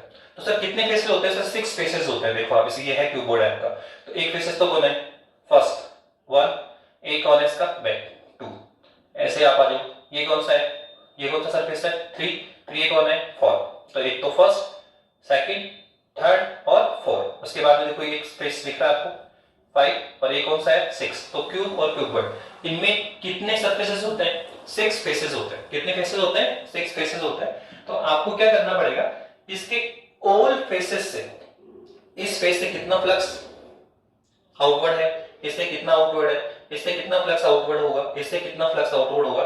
तो आपको 1 बाय 1 ऑल सरफेसेस निकालेंगे, और फिर जो नेट फ्लक्स होगा उस सबको क्या करेंगे, ऐड कर देंगे। पहले आप जितने डिफरेंट फेसेस हैं उन सबसे अलग अलग फ्लक्स निकालिए, ठीक है, और फिर सबको लास्ट में क्या करेंगे, टोटल कर देंगे, वही होगा आपका नेट फ्लक्स, वही क्या होगा आपका नेट फ्लक्स होगा। सपोज करो सबसे पहले हमने ये एक फेस लिया, ठीक है, इससे सपोज करो कितना है, 5 इस सरफेस से जो फ्लक्स है वो पहले कितना है, 5, ये कैलकुलेट करो सर। कैसे निकाले सर, 5 कितना होता है, हम जानते हैं 5 तो होता है E डॉट ए, कितना होता है, सर ये होता है E डॉट ए और अगर इसको एक्सपेंड करें तो ये आएगा sir E A cos of theta. तो आप देखो फ्लक्स निकालने के लिए हमें क्या चाहिए, एक तो सर इलेक्ट्रिकल फील्ड चाहिए, सपोज में दे रखा है गिवन ई, कितना दे रखा है, ई दे रखा है। ओके, इसकी वैल्यू भी दी जा सकती है, सपोज करो वैल्यू हमें दी है 200 न्यूटन बटे कूलम, तो लास्ट में वैल्यू पुट कर दो। वैल्यू हो सकती है 200 हो सकता है, 500 हो सकता है, कुछ भी वैल्यू हो, नहीं है तो हम इसको ई की फॉर्म में लेके चल रहे हैं, लास्ट में वैल्यू पुट कर देंगे। नाउ अब बताइए इसमें मुझे क्या चाहिए सर, एंगल चाहिए सबसे इंपॉर्टेंट। क्या चाहिए सर, एंगल ई और ए के एंगल बिटवीन इलेक्ट्रिकल फील्ड और द एरिया वेक्टर। तो सबसे पहले हम इलेक्ट्रिकल फील्ड की बात करें तो देखो इलेक्ट्रिकल फील्ड तो किधर है, एक्स डायरेक्शन, आई के डायरेक्शन में है। तो देखो इसका इलेक्ट्रिकल फील्ड अगर आप देखें तो इसकी डायरेक्शन इधर आ गई ऐसे, ठीक है, ये सरफेस आपका ये, तो इसका इलेक्ट्रिक किधर है, एक्स डायरेक्शन, किधर आ गया, एक्स डायरेक्शन। अब हमें ये देखना है कि सर इसका जो एरिया वेक्टर हो वो कहां पे होगा। तो हम डिस्कस कर चुके हैं कि जो भी सरफेस होता है उसका जो भी सरफेस होता है, जो उसका एरिया वेक्टर होता है वो हमेशा उससे क्या होता है, परपेंडिकुलर होता है। एक तो आउटवर्ड डायरेक्शन में और एक इनवर्ड डायरेक्शन में, एक तो क्या होगा आउटवर्ड और एक क्या होगा इनवर्ड। पर हम आपको पहले ही बता चुके हैं कि जो 3D शेप है या क्लोज सरफेस है उसमें जो डायरेक्शन हम वेक्टर की लेते हैं, एरिया वेक्टर की लेते हैं, वो हमेशा आउटवर्ड ही क्लोज होगी, आउटवर्ड डायरेक्शन में ही आपको लेना है, ठीक है, आप इनवर्ड डायरेक्शन में नहीं ले सकते। अगर आप ओपन सरफेसेस है, 2D सरफेसेस है, तो बोथ साइड, ठीक है, both direction allow, both direction allow है, बोथ डायरेक्शन इज करेक्ट। लेकिन अगर 3D सरफेसेस है तो केवल आउटवर्ड डायरेक्शन में लेंगे। तो आप बताओ इसका आउटवर्ड किधर आएगा, इस तरफ, ये सेम है 3D, तो इसका इधर आउटवर्ड आ गया, ये आपका ई है। तो आप बताओ कितना एंगल बना इसमें, 180, कितना एंगल बना 180, तो कितना आएगा हमारे पास में सर, ये हमारे पास आ गया आपका E इंटू ए, कितना है सर, ए है सर, ये फेस है, कैसा स्क्वायर है सर, साइड इनटू साइड, तो क्या हुआ ए स्क्वायर, और इनटू में क्या है sir, cos of 180, cos of 180, और अगर हम इसकी मानने का cos 180 की तो माइनस में होता है, तो माइनस ई ए स्क्वायर, क्या आया सर, ये लो हमने फाइबर निकाल भी दिया। ओके, अब आप देखिए सर सेकंड क्या देखना है, सेकंड आप सेकंड फेज पे जाओ, सपोज करो सर इस फेज पे आ गए, ये दूसरा फेज ले लेता सर इसे निकालिए, इससे कितना निकलेगा, तो वापस से वही 5 सेकंड निकालते हैं सर, कितना आएगा सर, वही आएगा ई ए cos थीटा, कितना आएगा ई ए cos थीटा, बस हमें एंगल देखते जाना है, ठीक है सर। इसमें आप देखो ई और ए के बिटवीन एंगल कितना है, तो आप देखो कि हम ऑलरेडी डिस्कस कर चुके, तो जो इलेक्ट्रिक फील्ड हो तो किधर होगा सर, एक्स डायरेक्शन में, आई के डायरेक्शन में होगा। तो सर ये लीजिए, ये तो कौन है सर, आप ई है, कौन है सर आपका, ई है आपका। ओके, नाउ सर अगर हम क्या देखें सर, क्या देखना है, एरिया वेक्टर, तो सर इसका एरिया वेक्टर किधर आएगा सर, ये है आपका, ठीक है, ये आपका इस तरह से बना रखा है आपने, ठीक है, तो इसका ले लिया इधर, ये सरफेस, अब क्या है सर, आप नीचे वाला ले रहे हो तो इसका किधर आएगा, नीचे, देखो इसका आउटवर्ड, इसका आउटवर्ड इधर, इसका आउटवर्ड इधर, इसका इधर, इसका इधर, मतलब कुल मिला के आउटसाइड डायरेक्शन लेना है। तो आप अगर पहले डिस्कस कर लें तो देखो इसका आउटवर्ड एरिया इधर आएगा, आप यहां दिमाग लगाएं तो इसका आउटवर्ड किधर आएगा, ऐसे ऊपर आ जाएगा, इसका लगाएंगे तो आउटवर्ड बाहर आएगा। तो हम देख सकते हैं एरिया की डायरेक्शन किधर लेनी है, ओनली आउटवर्ड डायरेक्शन में लेनी है, किधर लेनी है, ओनली आउटवर्ड डायरेक्शन में लेनी है। तो बोलो कितना आएगा इसका, आप देखो ये तो ई है आपका, ये क्या है इसका ए है, तो एंगल कितना हुआ यहाँ पे 90, तो कितना आएगा, तो ये हुआ E इंटू, ये कौन है, एरिया कौन है, ए स्क्वायर, पर इंटू में कौन है, cos ऑफ 90, और cos 90 कितना होगा सर, 0 होता है, तो टोटल किसको जाएगा सर, ये 0 को चला जाएगा, किसको जाएगा, 0 को। आप देखिए हमने फाइबर निकाल लिया, फाइव ने सेकंड सरफेस निकाल लिया, अब आप थर्ड सरफेस पे आ जाओ, इस सरफेस पे आ जाओ, किस पे आ जाए, इस पे आ जाए। तो आप देखें इसमें आप देखेंगे तो सर यहां क्या होगा, तो आप देखो एक तो किसकी डायरेक्शन देखनी है, ई की, सर ये तो आपका ई वेक्टर है। अब किसको देखना है सर, ए को, किसको देखना है, ए को। आप बताइए ये सरफेस ऐसे, ये ऐसे सेफ है, तो इसका आउटवर्ड किधर आएगा, इधर, इसका आउटवर्ड किधर आएगा, इस तरफ, बाहर की तरफ लेना है। तो आप देखो इसका जो एरिया होगा वो सर बाहर की तरफ आएगा। तो अगर हम φ3 निकालें, क्या निकालेंगे, φ3 निकालेंगे, तो φ3 निकालें तो कितना होगा सर, ई और ए एक ही डायरेक्शन में आ गए, तो यहाँ एंगल कितना होगा, 0, एंगल यहाँ पे कितना होगा, 0, तो कितना आएगा सर, ये ई ए cos ऑफ थीटा, तो कितना आएगा सर, ये e इंटू में क्या होगा सर, a स्क्वायर, और ये क्या आएगा cos ऑफ 0, और cos 0 कितना होता है 1, तो φ3 हमारे पास कितना आ जाएगा, तो ये आ जाएगा आपके पास में ई ए स्क्वायर, कितना आएगा ई ए स्क्वायर। तो हमने 3 सरफेसेस से फ्लक्स निकाल लिया। अब ऐसे आप बाकी रिमेनिंग सरफेस देखो, सर इससे कितना निकलेगा, तो आप देखो इसमें एरिया किधर आएगा, तो परपेंडिकुलर, और इसका ए किधर है इधर, तो ये कितना बनेगा 90, कितना बनेगा 90, ठीक है। तो देखो इसमें कितना है 90, इसमें कितना है 90, अगर आप यहां पे भी कितना आएगा 0 और यहां पे कितना आया 0, अगर आप ऐसे ही बाकी जो दो सरफेस है कौन सा बच रहा है, तो एक तो ये बच रहा है ये अंदर वाला, ठीक है, और एक ये वाला बाहर वाला, इन दोनों को भी इमेज करेंगे तो इसमें भी जो डायरेक्शन आएगी वेक्टर की वो सर ई के क्या आएगी, परपेंडिकुलर आएगी। ई के क्या आएगी, परपेंडिकुलर। ये दो ही प्लेन होंगे, दो ही फेस होंगे जहां पर एक में थीटा कितना होगा 180, एक में कितना होगा 0, और बाकी जो 4 फेसेस इसके होंगे उसमें कितना आएगा थीटा 90 आएगा। तो अगर हम कैलकुलेट करें तो जो फाई 3 है, फाई 4 है, cos 90 0, ठीक है, इसमें भी cos 90, इसमें भी cos 90, इसमें भी cos 90 और इसमें भी cos 90। तो जो रिमेनिंग सरफेसेस है उनमें फ्लक्स कितना आएगा 0। तो फाई 4, फाई 5 और फाई 6 ये ऑल आर 0, ठीक है। इस तरह से हमने इसके ऑल फेसेस से फ्लक्स निकाल लिया, ठीक है, निकाल लिया, फाई 1 निकाला, फाई 2 निकाला, फाई 3 निकाला, फाई 4 निकाला, सारे निकाल लिए। तो सर टोटल फ्लक्स कितना आएगा, सर टोटल फ्लक्स कितना आएगा, तो अगर हम इसका टोटल फ्लक्स निकालेंगे तो हमारे पास आ जाएगा फाई 1 प्लस नेट फ्लक्स, क्या निकाल रहे हैं, नेट फ्लक्स निकाल रहे हैं, कितना आएगा, तो ऐड कर दो, phi 1 plus phi 2 plus phi 3 plus phi 4 phi 6 phi 5 plus phi 6। आप देखो सबकी वैल्यू पुट करेंगे तो कितना है सर, ये फाई 1 तो कितना है सर, ये क्या है सर माइनस ई ए स्क्वायर, फाई 2 कितना है 0 प्लस फाई 3 कितना है सर ई ए स्क्वायर, फाई 4 0 प्लस 0 प्लस 0, सबको ऐड कर दो। आप देखो ये और ये भी कैंसिल हो रहा है, ये नेगेटिव साइड साथ में हुई और ये पॉजिटिव, तो नेट फ्लक्स कितना आया हमारे पास में, नेट फ्लक्स हमारे पास आ गया 0, नेट फ्लक्स हमारे पास क्या आ गया 0 आ गया है। तो एक इंपॉर्टेंट क्वेश्चन हमने डिस्कस किया कि एक क्यूब था जो इलेक्ट्रिकल फील्ड में रखा हुआ है, तो इससे कितना फ्लक्स आउटवर्ड होगा, नेट फ्लक्स कितना आउटवर्ड होगा, तो हमें कितना मिला 0, कितना मिला 0। तो यहां से हमने एक इंपॉर्टेंट डिस्कशन, एक रिजल्ट निकाला सर क्या, कि कोई भी 3D सरफेसेस है, कोई भी क्लोज सरफेसेस है, अगर वो इलेक्ट्रिकल फील्ड में रखा हुआ है, किसमें रखा हुआ है, इलेक्ट्रिकल फील्ड में रखा हुआ है, तो उससे जो टोटल नेट फ्लक्स है वो कितना मिलता है 0। क्या मिला कि कोई भी 3D शेप है, क्लोज सरफेस है, अगर वो किसी इलेक्ट्रिकल फील्ड में रखा हुआ है तो इस क्लोज सरफेस से जो टोटल नेट फ्लक्स आउटवर्ड होगा वो कितना होगा 0। पर उसमें दो कंडीशन है, ऐसा नहीं कि हर कंडीशन में हो जाएगा, उसमें दो कंडीशन है। नंबर 1 कि एक तो ये जो आपका इलेक्ट्रिकल फील्ड है वो यूनिफॉर्म होना चाहिए, यहां पे 200 है तो यहां भी 200 होना चाहिए, यहां पे भी 200 होना चाहिए, मतलब इलेक्ट्रिकल जो फील्ड है वो क्या होना चाहिए यूनिफॉर्म। दो कंडीशन इसमें, फ्लक्स कितना आएगा 0। पर इसमें सबसे पहले कि एक तो सर ये इलेक्ट्रिकल फील्ड क्या होना चाहिए सर, यूनिफॉर्म होना चाहिए, क्या होना चाहिए यूनिफॉर्म होना चाहिए, यूनिफॉर्म इलेक्ट्रिकल फील्ड होना चाहिए।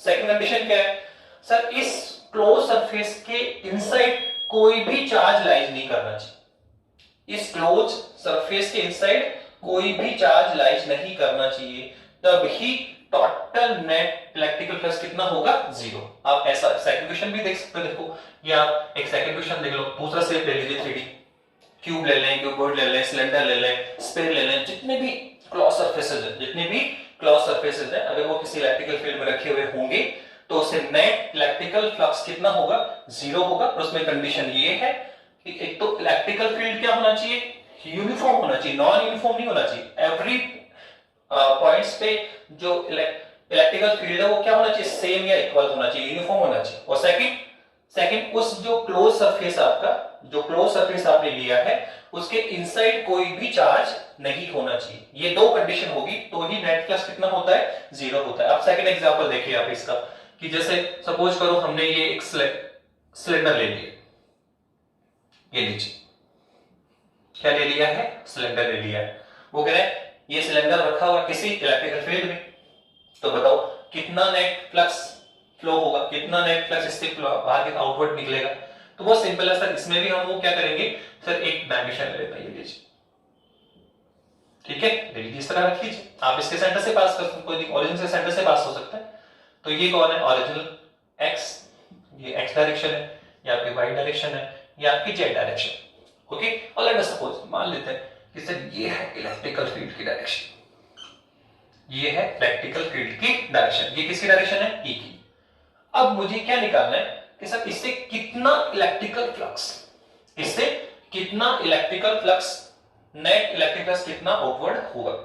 तो करने का तरीका वही होगा, जैसे इससे कैसे निकाला सर, इसको फेस में डिवाइड किया, इसके कितने फेसेस है, 6 फेसेस है। तो 6 फेसेस से इस फेस से कितना निकल रहा है, 5 1 को निकाला, इससे कितना निकला 5 2, इससे कितना निकला 5 3, इससे कितना निकला 5 4, फिर 5 6 और 5 6, ठीक है। अलग अलग फेस से फ्लक्स आउटवर्ड निकालिए, सबको ऐड कर दिया। तो सर यहां पर भी ऐसा ही करना है कि मुझे इसके अलग अलग फेस लेने पड़ेंगे और एवरी फेस से कितना फ्लक्स आउटवर्ड निकल रहा है वो निकाल। तो देखो अगर सरफेस देखें तो सर इसमें एक तो आपका फर्स्ट सरफेस तो ये होगा, सेकंड सरफेस आपका ये होगा, दो तो इसमें सर्किल है, ठीक है, दो सरफेस तो कैसे है, सर्किल शेप में है। और सर ये जो थर्ड है, जो थर्ड होता है सर वो क्या होता है, कर्व सरफेस होता है, घूमता हुआ सरफेस होगा। एक ये आप देख सकते हैं मार्कर क्या होता है, सिलेंडर ही होता है। तो ये इसका क्या है, सर्किल, ये सेकंड सर्किल, और ये जो बिटवीन हम देख रहे हैं वो क्या कहलाता है, कर्व सरफेस कहलाता है। तो 3 टाइप के सरफेस है यहाँ पे। तो आप पहले सरफेस इससे फाई 1 निकालेंगे, फिर इससे फाई 2 निकालेंगे, फिर इससे फाई 3 निकालेंगे। लेट अस सपोज सबसे पहले फाई 1 निकाल दें, सबसे पहले क्या निकाल रहे हैं, फाई 1 निकाल लेते हैं हम, इससे कितना निकलेगा। तो सिंपल है, वही फॉर्मूला है आपका, क्या होगा, ई ए कॉस ऑफ थीटा, कितना होगा sir, E A cos of theta होगा। तो निकालिए कैसे आएगा सर, सिंपल है, हमें क्या चाहिए सर, एक तो इलेक्ट्रिकल फील्ड और एरिया वेक्टर के बिटवीन एंगल। तो आप देखो कि सर एरिया ये है आपका फेस, तो सर इसका एरिया वेक्टर एक तो देखो सर ई, देखो तो सर ई तो पता है, ये रहा सर x1 डायरेक्शन हो गया। अब क्या देखना है सर डी देखना। तो आप देखो ऐसे ही सिलेंडर है, तो ये है इसका डी, इसके परपेंडिकुलर इधर, इसका डी परपेंडिकुलर इधर, और इसका डी परपेंडिकुलर अपवर्ड डायरेक्शन में, ऐसे लेना पड़ेगा, ठीक है। ये है इसका इधर हो जाएगा, इसका डी इधर हो जाएगा, इसका डी अपवर्ड हो जाएगा। ओनली 3D शेप है, तो कौन सी डायरेक्शन लेना है, आउटवर्ड डायरेक्शन में। जो एरिया वेक्टर है वो केवल किधर लेना है, आउटवर्ड। तो बताओ ये किसकी डायरेक्शन हो गई, ए की। अगर हम एक साथ दिखा दें तो आप देखो इस सरफेस पे देखेंगे तो सर ये कौन है आपका, ई, ये कौन है आपका ई, राइट। और सर अब इसका एरिया वेक्टर किधर आएगा, सर बता तो दिया आपने, सर ये ऐसे है तो इसका एरिया इधर ही आ जाएगा। तो सर यहां तो एरिया इसकी डायरेक्शन में ही आ जाएगा। और अगर हम थर्ड सरफेस पे जाएंगे, यहां पे जाएंगे, तो सर देखो इसमें अगर ई देखें तो ये ई की डायरेक्शन हो गई, और सर इसका ए किधर आएगा, परपेंडिकुलर। तो ये कौन है सर, ए। तो अब एक साथ ही देख लिया मैंने कि यहाँ एंगल कितना बनेगा 180, यहाँ कितना बनेगा 0, और यहाँ कितना बनेगा 90। तो सबसे पहले क्या निकाल रहे हैं, इस सरफेस से निकालो फाई 1, तो कितना आएगा, ये आएगा ई ए इंटू, आप बदल ले भी सकते हैं कि सर ये इसका एरिया क्या है, सर पाई स्क्वायर है सर, तो सॉरी सर्किल है, तो कितना होगा A into pi R square, A into pi square into कितना आएगा सर, थीटा कितना है 180, तो cos 180, cos 180। अब इसकी वैल्यू पुट करें तो कितना आएगा, ये आ गया e into pi R square, cos 180 तो कितना होता है -1 होता है, तो कितना आएगा minus e into pi R square. क्या हमने फाई 1 निकाल लिया, अब आप फाई 2 निकालें, क्या निकालें फाई 2 निकालें। तो अगर हम फाई 2 निकालें तो कितना आएगा सर, फाई 2 में कुछ नहीं है सर, एंगल यहाँ कितना था 180, यहाँ कितना होगा 0, तो ये हो जाएगा sir e into pi R square, और इंटू में क्या आएगा cos 0, और cos 0 कितना होता है 1, तो कितना आएगा sir e into pi R square. तो ये लो सर फाई 2 भी हमने निकाल लिया, ठीक है। लास्ट में क्या निकालना है सर, फाई 3 निकाल, क्या निकालो फाई 3। तो सर फाई 3 कैलकुलेट करिए, तो फाई 3 कितना आएगा बताइए, बोलो सर फाई 3 हम निकालेंगे तो सर ये हमारे पास क्या आएगा e इंटू क्या होगा sir e pi R, sorry इसका कर्व सरफेस अपन यहाँ लिखने की जरूरत नहीं पड़ेगी, तो एंगल कितना है यहाँ पे 90, एंगल कितना बन रहा है 90, तो cos 90 किसको जाएगा 0 को, तो ये पूरा पार्ट किस हो गया 0, ठीक है, तो अब बताइए नेट फ्लक्स कितना आया, सबको ऐड कर दीजिए, ये आपका आ गया नेट फ्लक्स। नेट फ्लक्स कितना आएगा सब ऐड ऑफ ऑल, तो phi 1 plus phi 2 plus phi 3 add करिए, तो करिए कितना आएगा, तो ये हमारे पास आ गया, ये तो क्या है phi 1 कितना है e into pi R square plus phi 2 कितना आया, तो ये आया e into pi R square plus, और लास्ट में phi 3 कितना है 0। पर आप देखो ये भी सेम है क्या, तो कैंसिल हुआ, तो टोटल नेट फ्लक्स कितना आया, जो टोटल नेट फ्लक्स है वो कितना आया 0। तो आप देखें फिर से हमें वही रिजल्ट मिल रहा है, फिर से हमें वही रिजल्ट मिला है। अब देखो अगेन, पहले हमने क्लॉज सरफेस में क्या लिया, क्यूब, ठीक है, नेट फ्लक्स कितना आया था 0। सेकंड फिर हमने क्या लिया, सिलेंडर, तो सिलेंडर में भी नेट फ्लक्स कितना आ रहा है 0। तो एक इंपॉर्टेंट रिजल्ट हमने निकाला कि कोई भी क्लोज सरफेस 3D सरफेस किसमें रखा हो, इलेक्ट्रिकल फील्ड में, इलेक्ट्रिकल फील्ड में रखा हो, तो उससे जो टोटल नेट इलेक्ट्रिकल फ्लक्स होता है आउटवर्ड होगा वो कितना होगा 0। यहां पर भी 0 और यहां पर भी 0, बट टू मस्ट कंडीशन इसमें है, दो कंडीशन आपको ध्यान रखनी है।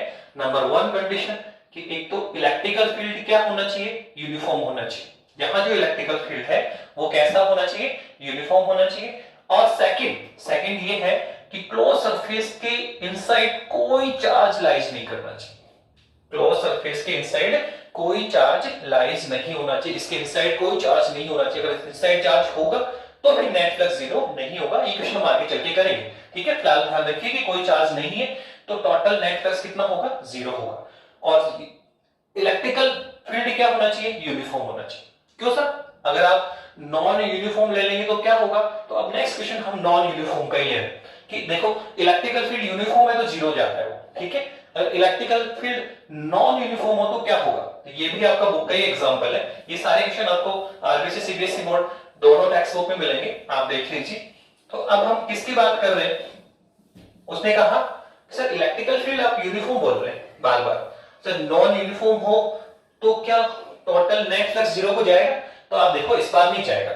मैं आपको एक क्वेश्चन फिर से ले लेता हूं, क्वेश्चन नंबर, ठीक है, 3D सेट में थर्ड क्वेश्चन ले लिया, वापस से एक क्यूब ले रहे, ठीक है, फिर से हमने वापस से एक क्यूब बनाया आपके लिए, फास्ट कर लेंगे क्योंकि ऑलरेडी हम कर चुके हैं क्वेश्चन को। तो ये लीजिए, ओके, आप क्यूब बनाए,